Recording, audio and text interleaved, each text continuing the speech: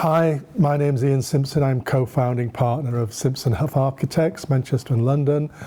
I'm very pleased to be here virtually to give this presentation to you today. I was born in the middle of the 6th decade of the 20th century and grew up in a small town called Haywood near Rochdale, which is about 10 miles northeast of Manchester. Of course, I like tall buildings because whenever I used to switch the telly on, there they were in New York and Los Angeles or Chicago. There are even a decent pair of tall buildings in Manchester, one of which, the CIS Tower by Gordon Tate and G.S. Hay, was from 1962 and was 118 metres tall. In fact, our practice is refurbishing the building at the moment. For me and Rachel, my business partner, and the people who work with us in the practice, tall buildings are a challenge and of course a pleasure. And before I talk about One Blackfriars and Deansgate Square, I should say that this is a tale of two cities. Some of you may know London very much better than me and Rachel, but I hazard you don't know Manchester even half as well. So I feel I just need to colour it in a little.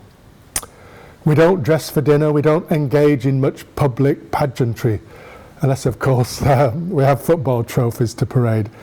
We tend to be thought of as brash, sweary, willful and annoying, and of all the city fashions you might not expect Mancunians to take up, tall buildings is up there with Happy Mondays and John Cooper Clarke. It isn't just me and Rachel who like tall buildings, it seems a great many of our fellow Mancunians do too. Just check out 36 views of Beetham Tower on Flickr and Instagram. As one Mancunian architectural commentator once said, if you don't like the Beetham Tower, you're not from round here. We're all innovators in tall building technology, residential, commercial and mixed use. Our first completed buildings with an innovative double skin was number 1 Deansgate. And this was a building that at the time the commercial agents advised that the buffer zone, as we referred to it, had no value. Obviously the commercial space between the fully glazed outer skin and the fully glazed living boxes, generally 1.5 metres within, these spaces are generally occupied and furnished and planted and fully ventilated such that they become true winter gardens. And we've evolved those into all our buildings, and in particular, number 1 Blackfriars. We use a lot of glass and concrete and doubtless a lot of embodied energy.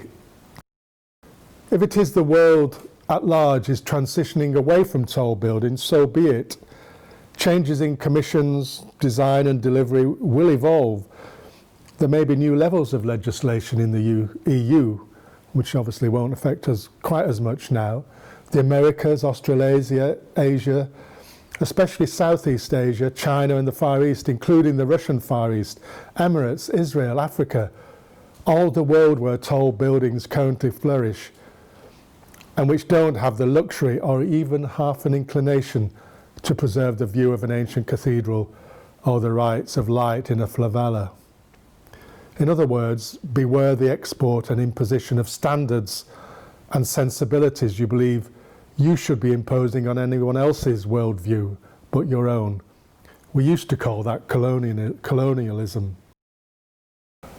Number 1 Deansgate was a building that was designed following the IRA bombing in Manchester in 1996. Manchester City Council, led by Sir Howard Bernstein, was very keen to boost the city's high-end residential offer.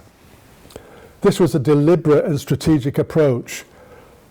Sir Howard had a strong belief that the city needed to reverse the flow of money and prosperity from the city core to the prosperous Cheshire townships of Wilmslow, Audley Edge, Hale, Bowden, all south of the city.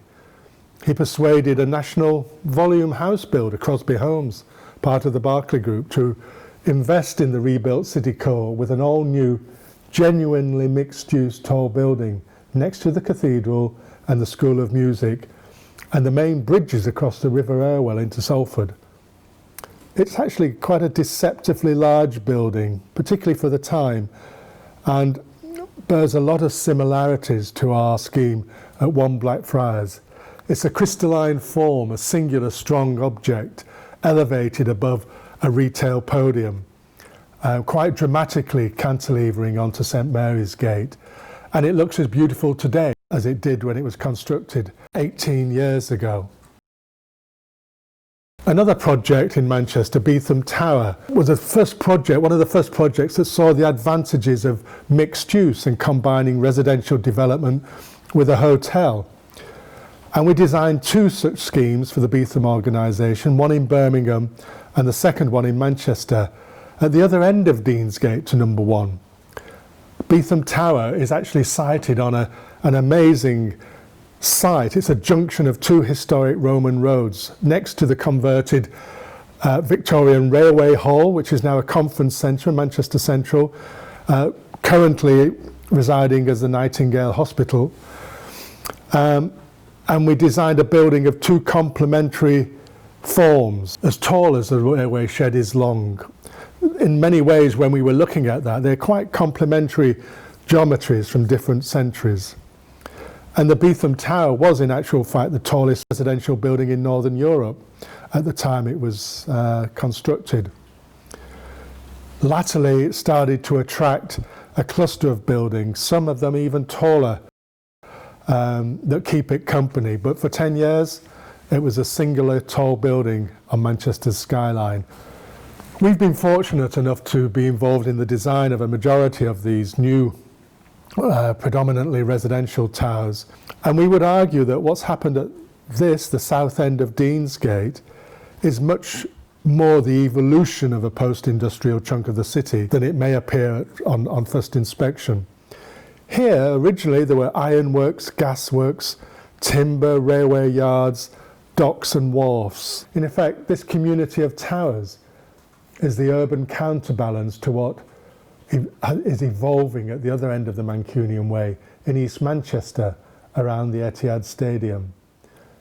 Deansgate Square and Crown Street are buildings and providing new residential homes for families, mixed-use accommodation, 6,500 new homes, maybe 20,000 new residents will be living in this small district as part of 15 minutes walk from Kendall's in Manchester. It's an important piece of the city.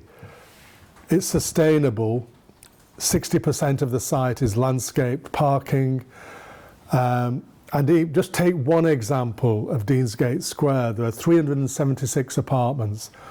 There are over 70 different nationalities, and over 30 of them have families in that one building.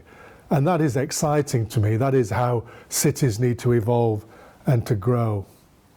If we look at New Wakefield Street, again, a building fitting on a very tight site, creating accommodation for students within the city, bringing them away from the residential developments of Fallowfield and so forth, and placing them in purpose-built, high-quality city centre schemes that suit their requirements and are next to the universities. And we've also been working on a new scheme called First Street for Downing, which is a co-living development. It's a new typology, something that the city is embracing. But it's about how young people, how people transient, moving from one part of time of their life to another, can share in a beautiful set of buildings and spaces, quite often on a temporary, high quality, low rent basis. And that is a scheme that is currently starting on site. I wanted to just touch briefly on 1 Blackfriars, because the project itself is a very interesting evolution of the residential tower typology. It moves away from the stacking of that program of repetitive units into something that is very much about the creation of a beautiful singular object in itself, a piece of art as I would look at it, rather than a functional organisation of 1 and 2 bedroom apartments. It's on the South Bank in London, and it's something to me that is directly driven not only from a vision of creating something beautiful on the skyline, but something that can create some fantastic apartments that people can enjoy, full of light and view and aspect, full height glazing, balcony spaces that are extended into in terms of the winter gardens.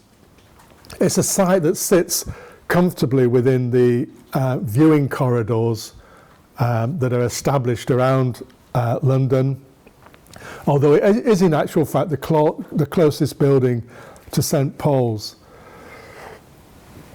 When we thought about this building, it was quite an organic form. It's relating to the dynamic and the movement of the river and Blackfriars Road, and it was something that rose out of the site and cast itself back across the river to the City of London, as well as obviously marking a very strong gateway into Southwark and along Blackfriars Road and to the regeneration of the Elephant and Castle.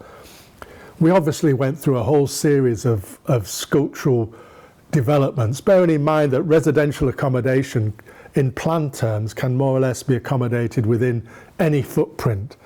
To us, it was about driving a form that was much greater than the sum of its parts, sculpting that form physically and using our eyes, not just with computers, but actually the physical form itself, and then testing that through very sophisticated computer software and hardware.